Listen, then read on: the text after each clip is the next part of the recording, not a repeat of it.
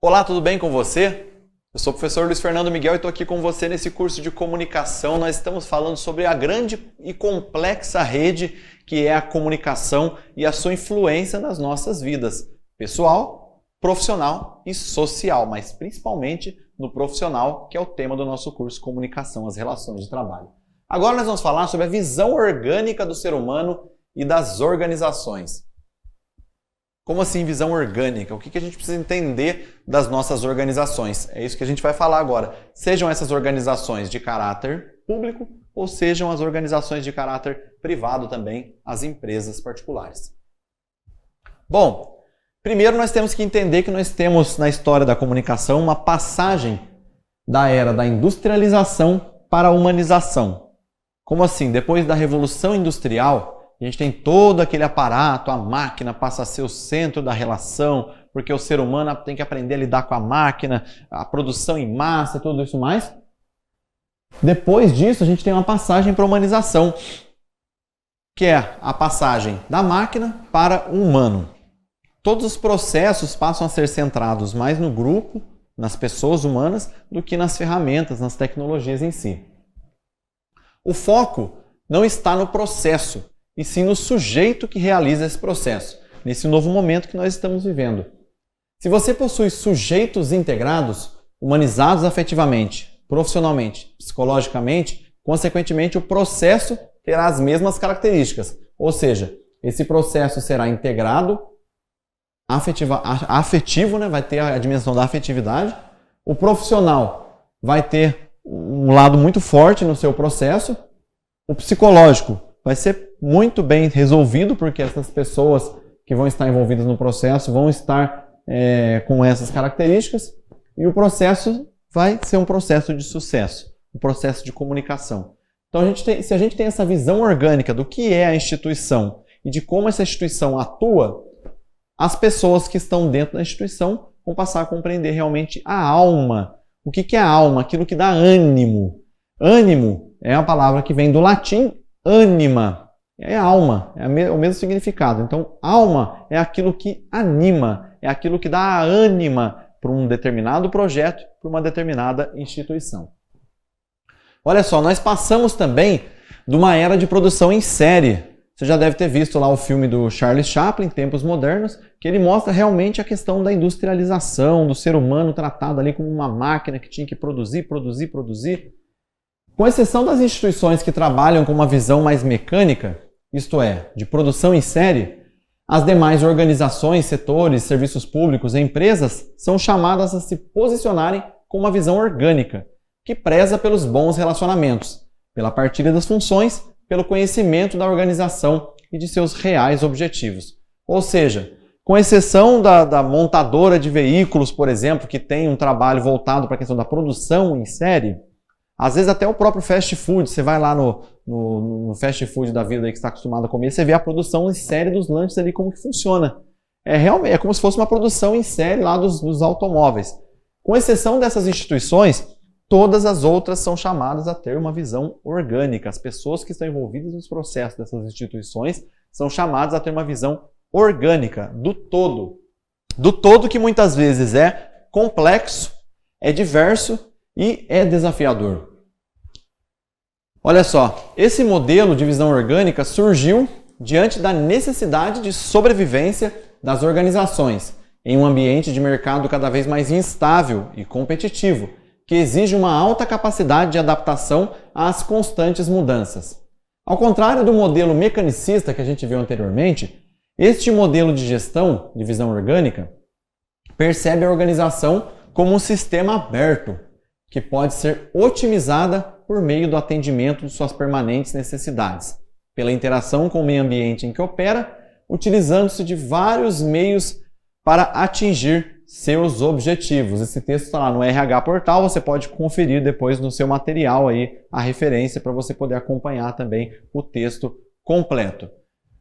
Pensando nesse sentido, nós vemos que esse modelo de visão orgânica, ele surge como uma resposta ao modelo que prevaleceu até o momento, que é um modelo mecanicista, como eu disse anteriormente, focado mais na questão da máquina, da produção em série, da organização de elementos um atrás do outro, como tratando as pessoas até mesmo como se fossem objetos ou equipamentos mecânicos que operam um atrás do outro ali bem bonitinho, que de vez em quando estraga, você vai lá, põe um óleo e volta a funcionar normalmente. Essa visão orgânica passa a compreender o processo como um todo, passa a compreender a possibilidade de processos dentro da empresa como sendo um processo partilhado por todos, como sendo um processo em que todos têm vez e voz, todos têm possibilidade de participação. A visão orgânica tem um processo flexível e adaptável.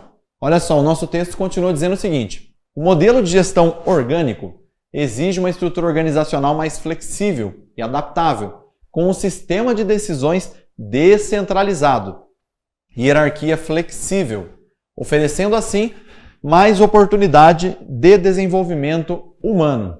Os cargos são continuamente modificados e redefinidos. Olha só que interessante. Quando você fala de um modelo de visão orgânica, você tem a possibilidade das pessoas estarem realmente sendo reorganizadas nos seus cargos e nas suas funções para ter uma outra dinâmica também de trabalho, para a própria instituição ver como essas pessoas podem estar trabalhando em funções diferentes.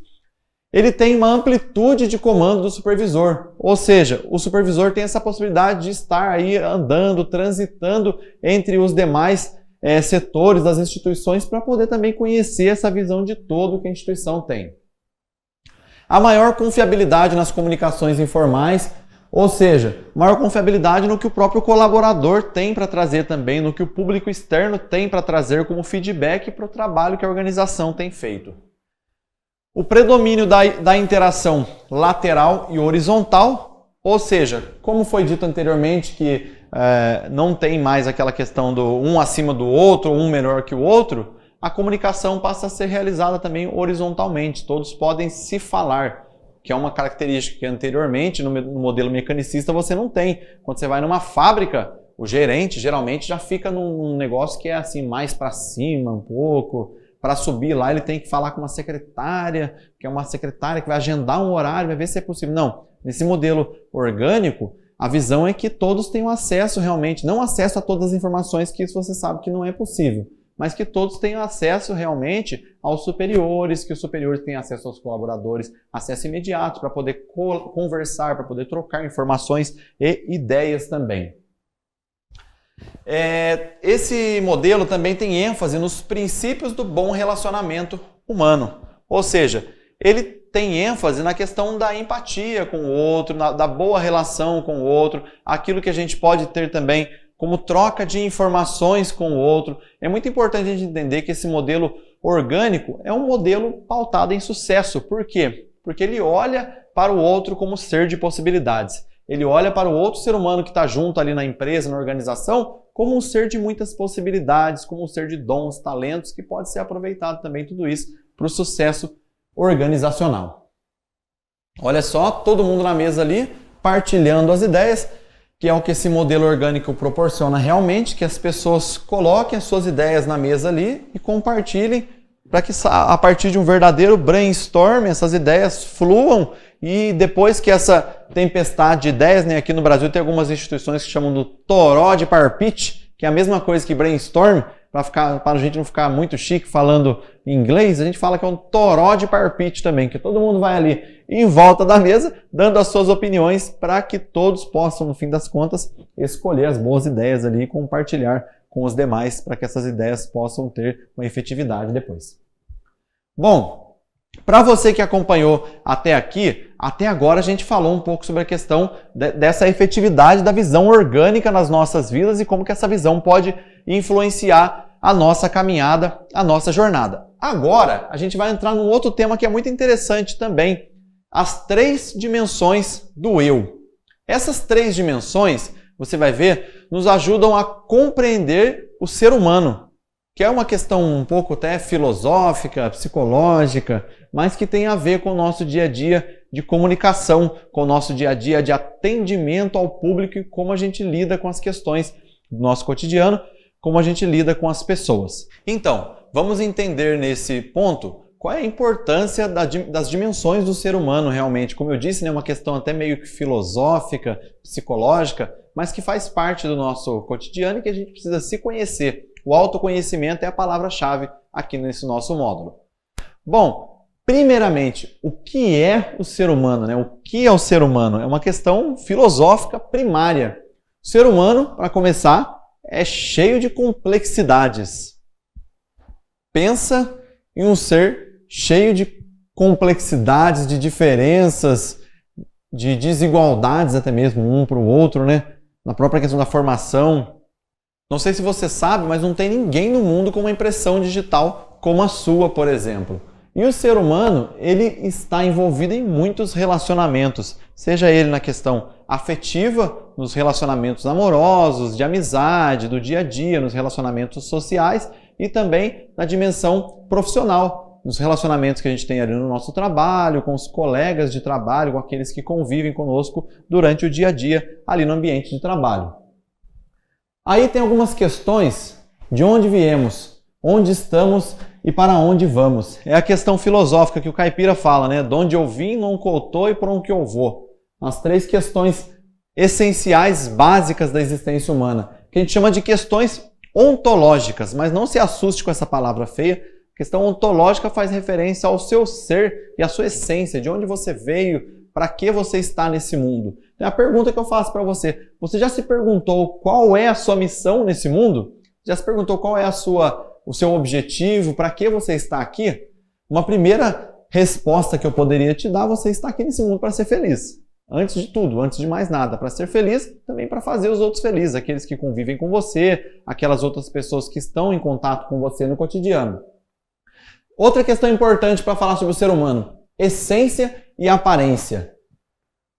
Basicamente, essência é o que está no dia a dia, aparência é o que todo mundo coloca no Instagram. Você pode perceber isso, no nosso cotidiano, a gente faz lá, a pessoa tem o cotidiano dela e tem o que ela coloca nas redes sociais dela. No entanto, as redes sociais ganharam fama, ganharam força justamente por conta da questão do filtro, da questão das montagens que você pode fazer com as suas imagens e disponibilizar para que outros possam curtir, enfim, comentar. Dificilmente se vai ver uma pessoa triste numa rede social, vai ver uma pessoa postar uma foto chorando no Instagram, que não é o objetivo, ela vai colocar uma foto dela chique, que ela achou realmente que vai ter like, vai ter curtidas. É isso, essência e aparência. Essência, gente, é aquilo que a gente é no dia a dia, independente daquilo que a gente mostra para os outros. Essência é o meu ser, aquilo que eu sou realmente enquanto pessoa, enquanto ser humano, enquanto profissional. É a minha ânima, como eu disse no módulo anterior, ou seja, aquilo que me anima, aquilo que me dá alma. Isso é o meu ser, a minha essência. E a minha aparência é aquilo que às vezes eu mostro para os outros. Às vezes, não é que necessariamente a minha aparência precisa mostrar a minha essência, porque às vezes, como eu disse até mesmo no outro módulo, a questão do trabalho, né? Você não vai mostrar para todo mundo que você está triste naquele dia. Às vezes na sua essência você está triste naquele dia. Às vezes no seu ser você está muito triste, você passou por uma situação até um tanto dificultosa e você está triste, mas você não precisa mostrar para todo mundo por meio da sua aparência que você está triste. Então as duas coisas ali, elas vivem até numa relação conflituosa, que é muito bacana a gente pensar essa relação entre a essência e a aparência no nosso cotidiano. Aí vem a pergunta, o que nós somos realmente? O que nós somos? O que mostramos que somos? Aí vem o trecho de uma música do Capital Inicial que diz assim: o que você faz quando ninguém te vê fazendo o que você queria fazer se ninguém pudesse te ver? Vou repetir mais devagar para você. O que você faz quando ninguém te vê fazendo o que você queria fazer se ninguém pudesse te ver? O que você faz? Então são perguntas existenciais que às vezes nos tocam a cada um de nós também. Perguntas que fazem a gente pensar também no sentido da nossa vida aí, a partir de uma música da banda Capital Inicial também, né? O que nós podemos, como que nós nos compreendemos como seres humanos, seres de relação? Uma coisa é fato, nós somos animais. Você já sabe, você é um animal, eu sou um animal, mas uma característica em especial nos distingue dos demais animais.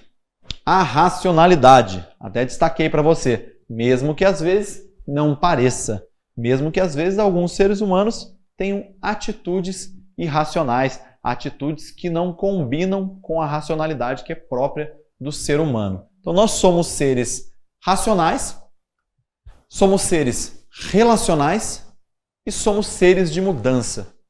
E uma última palavrinha para você: seres de possibilidades. Seres de possibilidades, porque você não é hoje o que você vai ser amanhã. Você tem a possibilidade, entre o hoje e o amanhã, você pode ser algo mais. Eu sei que está parecendo papo de aula de filosofia do 3º ano do ensino médio, ou de um amigo seu que às vezes você acha que anda junto, anda fazendo curso de filosofia, mas não é nada disso não. Não é nada disso não. É para você entender que realmente o ser e a essência, eles caminham juntos. Ou seja, a essência e a aparência, no nosso cotidiano, elas são possíveis de transformação e são passíveis também de transformação. Por isso a importância de você se perceber hoje e se perceber amanhã, para ver se você teve alguma mudança no seu jeito de ser, na sua aparência, no como você se comporta. Se você pegar uma foto sua de 10 anos atrás, você vai ver que você não era do mesmo jeito que você é hoje. Ou pode ser que seja da mesma forma, mas você vai ver que às vezes você olhando lá atrás, você fala, nossa, talvez eu gostava mais quando eu era desse jeito. Ou então você olha uma foto de 10 anos atrás e fala, nossa, o tempo fez milagre em mim. Então você pode ter várias interferências nesse sentido que você vai olhar e falar assim, nossa, como o tempo faz a gente mudar, como o tempo faz a gente ser diferente. É aquela história do filósofo, né? Ninguém se banha 2 vezes no mesmo rio. A vida é um constante processo dinâmico de transformação e nesse processo dinâmico de transformação a gente vai se modificando e se transformando também. Bom, quais são essas 3 dimensões do eu, então? Quando a gente fala de 3 dimensões do eu e a sua possibilidade de transformação, a primeira dimensão é o pensar, a própria racionalidade em si. O que eu posso fazer com o meu pensar? O pensar é o que te possibilita, por exemplo, fazer o que você faz hoje no seu trabalho. É a partir dessa dimensão do eu que você tem a possibilidade de realizar a sua atividade, de planejar a sua atividade. Aí o pensar vem chamar a nossa atenção para isso. Se às vezes a gente não planeja a atividade que a gente tem que fazer, a gente pode se dar mal. A gente pode ter um momento de fracasso por não ter planejado, por não ter utilizado bem a nossa característica do pensar, a nossa dimensão primária aqui que a gente fala do ser humano, que é o pensar, a própria racionalidade em si. E o pensar próprio nosso do ser humano. Por mais que às vezes a gente ache que o cachorrinho pensa, que o outro bichinho pensa, ele age de acordo com o seu pensamento. Não, o pensar é uma característica própria nossa do ser humano, que a gente pensa e às vezes coloca em prática o pensamento, racionaliza o nosso pensamento em forma de ação, de atitude, de objetivos concretos, de planejamento. Pensar é uma característica muito própria nossa. O ser humano, como diria o Aristóteles, é um animal pensante. É um animal pensante. E é um animal político também, é um animal político, porque é esse pensamento que nos dá a possibilidade de nos relacionarmos com os outros. Quando você vai negociar, por exemplo, um preço numa loja, você acha que não, mas você está fazendo política. Isso é política, a arte da negociação. O Aristóteles já falava isso lá, né? Que o ser humano é o zoon politikon. Lá no grego ele falava zoon politikon, que é o animal político. Ou seja, o animal que se relaciona, que interage com os outros, com forma de negociação também, buscando trazer a satisfação das suas necessidades humanas também. Uma outra dimensão do ser humano importantíssima. O sentir. O sentir, gente, eu até coloquei uma imagem aqui propositalmente para vocês. O cérebro e o coração. Porque às vezes a gente está muito acostumado a associar a imagem do sentir somente com o coração. Ah, meu Deus, sentiu, nossa, vira aquela coisa sentimentalista, sabe? O sentimento como algo que mexe só com o coração. Nossa, fulano sentiu atração por alguém, mexeu com os sentimentos de alguém. Aquela situação que ele está vivendo mexeu com os sentimentos dele. E às vezes a gente torna o sentimento algo puramente emocional. Mas não, o sentimento ele também passa pela via racional. Ele também passa pela via da racionalidade do pensamento. Por mais que às vezes o sentimento tome a frente da racionalidade, tome a frente do pensamento, ele também passa pela via do pensamento. Tome a frente por quê? Quando vira uma paixão, por exemplo, a paixão humana desordenada é um sentimento que tomou a frente da racionalidade, tomou a frente do pensamento e a pessoa faz as coisas às vezes até mesmo sem pensar. Não pensa nas atitudes, ou melhor, não pensa nas consequências da sua atitude. Torna-se, às vezes, uma escrava, uma pessoa que é presa aos seus sentimentos. Por isso que eu coloquei cérebro e coração, para mostrar que o sentimento verdadeiro ele consegue equilibrar as duas coisas, ele consegue colocar na balança a possibilidade de interação entre a racionalidade e o próprio sentimento em si. O querer é outra dimensão do ser humano. Olha só, é a dimensão que está ligada ao ter, né? Tem até a imagem que eu coloquei aí, ó, tem um carrinho de compra, um botão de um site, isso aqui, gostei, eu quero. E essa dimensão é muito forte no ser humano, porque quando o ser humano quer alguma coisa, ele enfia na cabeça que ele quer alguma coisa, vira quase que um botãozinho mesmo para ele apertar. Gostei, eu quero. Quando ele gosta de alguma coisa, quando ele quer alguma coisa, o ser humano faz o que faz para conseguir o que quer. Você sabe muito bem disso. Você pode ter alguma coisa, às vezes falando de coisa, objeto físico, às vezes uma pessoa mesmo, um relacionamento com alguém. Quando você quer alguma coisa, você vai ao encontro daquela pessoa, você vai atrás da pessoa. Então você vai atrás daquele objeto, às vezes você quer um carro, você junta dinheiro para comprar aquele carro, para dar uma entrada, ou às vezes financia em 360 parcelas até o resto da vida para poder pagar o carro, mas você quer aquela coisa, aquele objeto, aquela pessoa, você corre atrás, você se planeja para aquilo. É uma dimensão muito forte do ser humano. Essas três dimensões estão ligadas fortemente a outras três dimensões que são até mesmo bíblicas, essas três dimensões. O ter, o poder e o prazer. Lá nos evangelhos tem um ponto que fala sobre a questão do ter, do poder e do prazer. E essas dimensões estão muito ligadas à nossa vida. O ser humano ele tem ânsia por ter, ele tem ânsia por poder e tem ânsia por prazer. Olha, pensar, sentir e querer. O ser humano é então o quê? Ele é um conjunto de emoções, sentimentos, vontades, questões psicológicas, físicas e por aí vai. Enfim, o ser humano é um grande mistério. A gente não se conhece inteiramente. Até mesmo quando a pessoa morre, isso é biológico, está comprovado biologicamente isso. Alguns órgãos da pessoa continuam funcionando ainda por algum período ali, até que tudo entre em estado de falência. Isso acontece com a gente para a gente entender que o ser humano realmente é um grande mistério. Por isso, é importante o conhecimento de si mesmo, das próprias características e de tudo que compõe o seu todo. Você precisa se conhecer. O autoconhecimento é uma dimensão muito importante para o profissional que deseja fazer sucesso, para o profissional que deseja atender bem, na administração pública, no setor público, na prefeitura, na Câmara, na empresa privada, enfim. Aonde você trabalha, você precisa se conhecer, conhecer os seus limites, conhecer as pessoas que estão ao seu redor, mas antes de tudo, conheça-se. Conheça todos os seus defeitos, até mesmo, tudo aquilo que você precisa melhorar em você para que você possa fazer sucesso e ser um profissional completo. Seja você, seja inteiro, mesmo que isso custe para você ser você mesmo, porque às vezes você vê os outros fazendo algumas atitudes, você vê uma pessoa agindo de uma determinada maneira, você quer ser igual a ela. Não, seja você mesmo. Com pena que isso seja dificultoso para você, que você queira imitar os outros, não, mas seja você. Isso é que vale a pena, isso é que faz você realmente ser uma pessoa feliz. Contar uma historinha bem rapidinha para você, ó. Uma vez, você já deve ter ouvido essa história até, né? As 3 peneiras de Sócrates. Uma vez uma pessoa, um camponês, foi lá conversar com Sócrates e disse para ele assim: ô Sócrates, eu tenho uma coisa para te dizer. Você pode me ouvir? Uma coisa que falaram para mim aí e tal. Daí o Sócrates olhou para ele e falou assim: bom, o que você vai me falar já passou pelas 3 peneiras? Daí o rapaz falou assim: pelas 3 peneiras? Não sei. Que 3 peneiras são essas? O Sócrates falou: vou te falar, as 3 peneiras são a peneira da verdade, da bondade e da necessidade. Se essas informações que você quer me passar já passaram pelas 3 peneiras, aí você pode me falar. Caso contrário, você não vai me falar. Então Sócrates explicou para ele a primeira peneira. O que você vai me falar é verdade? Verifique se o que precisa ser dito é verdadeiro e se há provas para sustentar a argumentação.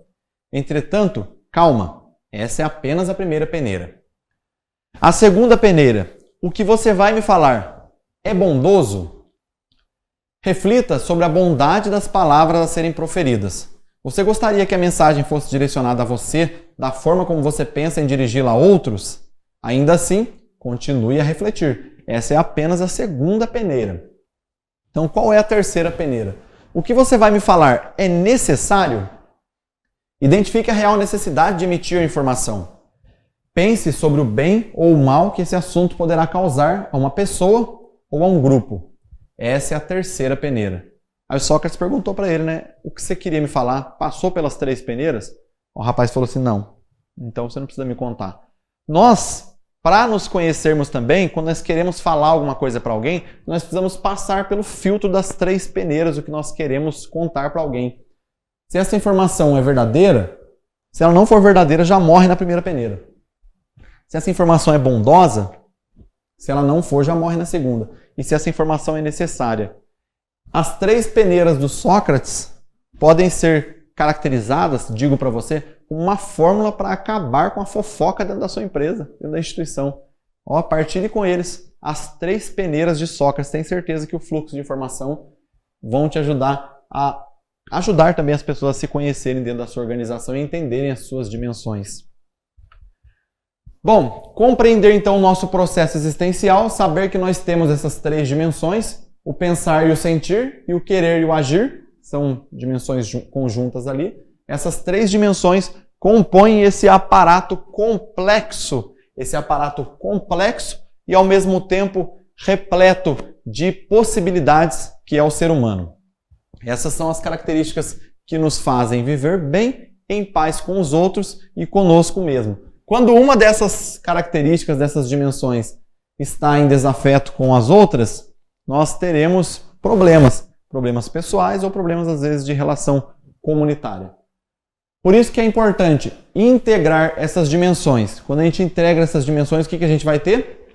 A busca do sucesso pessoal, profissional e social. E assim por diante, quando a gente é capaz de integrar as dimensões do eu dentro da nossa própria existência e dentro daquilo que a gente se propõe a viver como ser humano.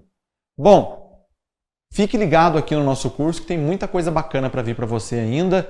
Se você está gostando, ó, vai anotando aí os conteúdos principais para depois você poder compartilhar com seus colegas e passar para frente, hein? Não fique com esse curso só para você não. Se você teve a oportunidade de fazer esse curso, compartilhe depois com seus colegas lá na empresa, anote os principais tópicos, as principais informações que você achar que sejam relevantes para a sua prática pessoal, profissional, familiar. Leve para a família também, por que não? Leve tudo isso adiante, que eu tenho certeza que se você colocar em prática o que a gente está vendo aqui nesse curso, você tem mais possibilidades de ser um profissional melhor, uma pessoa melhor e você vai se conhecer melhor. Preste bem atenção. Essa foi a dinâmica desse nosso módulo. Conhecer as suas dimensões, as suas 3 dimensões. Olha, as 3 dimensões, o pensar, o sentir e o querer e agir. Quando você conhecer essas 3 dimensões e integrá-las em você mesmo, eu tenho certeza que você vai abrir uma porta de felicidade para você e de realização pessoal e profissional. Até o próximo. Valeu!